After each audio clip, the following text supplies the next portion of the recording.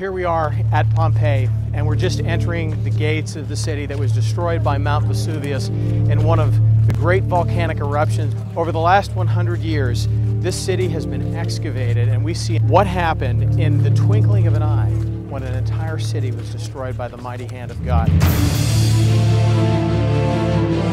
The story of Pompeii is the story of real people in the midst of a very real judgment. In here, we see statues to the various gods, Corinthian columns that were part of the civic life here. And this is something I find especially interesting.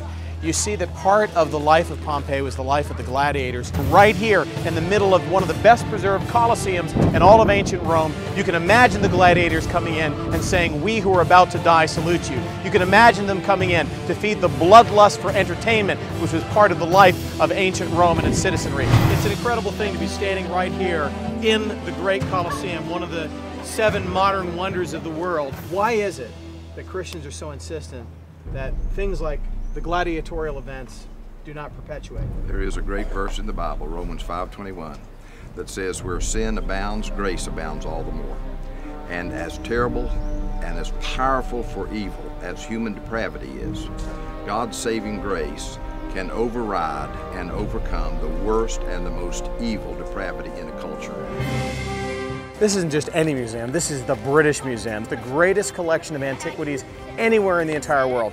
Bill, we're standing here in front of one of the most important code breakers in all of archaeological history. This is the Rosetta Stone. One of Napoleon's soldiers on campaign in Egypt found this stone, which had Greek translation, which makes it easy to understand. Through this stone, we were able to unlock the secrets of ancient Egypt and be able to read hieroglyphics. This is the home of the great Lady Catherine Willoughby. It was here that John Smith, that would come to America, grew up as a boy. It was here that Hugh Latimer, a man who would later be martyred, preached over a wintertime here, sharing the gospel of grace. The Huguenot artists getting expelled from France had a big influence upon English architecture. The English Renaissance style was tempered by Protestantism. They didn't go to the extremes that the Rococo period did in Italy. We're in the mine and the counter mine at St. Andrew's Castle. This is the place that was built during siege warfare. One group is mining out this way, the other group is mining this way. They're going to meet each other in the middle. You really have a sense of how short quarters, small quarters it all is in here. Bill and I are heading down to take a look at this. We had the classical Roman architecture. Then after that, we moved into a period of Gothic architecture. It's perpendicular Gothic, and perpendicular Gothic emphasizes the height to create this majestic feel. And now here we are in front of Rabat de Bruce, in front of Stirling Castle. This is a big, huge, massive castle. Wallace and his army surrounded the castle and laid siege to it. Edward came to relieve the siege, and the battle actually was fought just outside the town over the bridge at Stirling. And this now is the beginning of what we call the killing time. This is why we have the marker to the martyrs, because of what will take place at this time. The 20,000 Christians, men, women, and children, put to the sword. Their stories were not unfamiliar to the people that were drugged into this Greyfriars Kirkyard.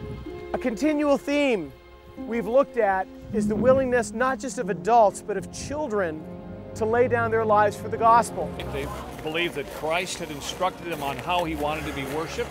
They had signed a covenant in blood that they would live by those principles and defend them.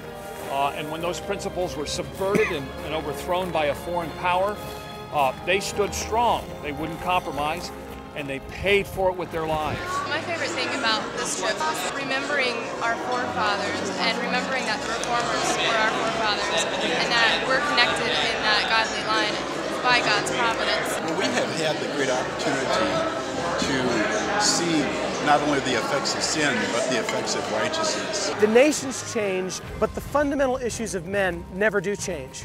At the end of the day, the fundamental issue is, who is sovereign? Is it man, or is it the Lord Jesus Christ?